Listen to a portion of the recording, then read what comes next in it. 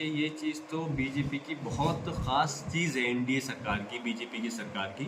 जब चुनाव होता है तो कुछ चीज़ या तो वो स्थिर रहती है या फिर उसका रेट कुछ कम कर दिया जाता है चुनाव में लाभ लेने के लिए। लेकिन जब चुनाव हो जाता है तो महंगाई का बोझ जनता के सर पे मढ़ दिया जाता है।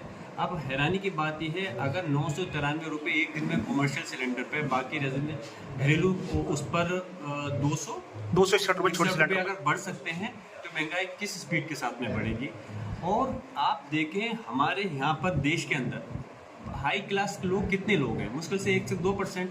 बाकी lower class, upper lower, middle class, इन लोगों का क्या है, अपना ज़िंदगी चला पाना बहुत मुश्किल है।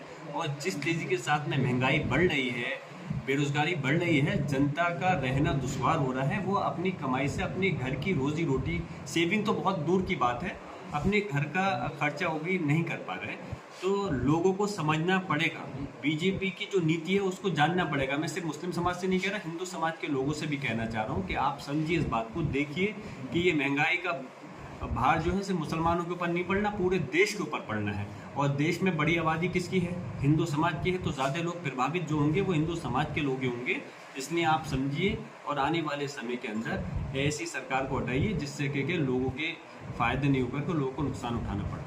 अब ये भी कहा जा रहा है कि डीजल और पेट्रोल के दाम भी 4 से 5 रुपये बढ़ पूरी जाएंगे। पूरी उम्मीद है बढ़ने की। हम तो कह रहे हैं चुनाव हो गया, कमर्शियल सिलेंडर पे बढ़ गए, घरेलू गैस पे बढ़ गए, अब डीजल पेट्रोल पे भी अगर रेट बढ़ जाए तो कोई आश्चर्य की बात नहीं होगी। और हम तो उम्मीद कर रहे हैं कि जल्दी शायद आपको, इस देश की जनता को चुनाव के बाद में महंगाई का तोहफा मिलने वाला है।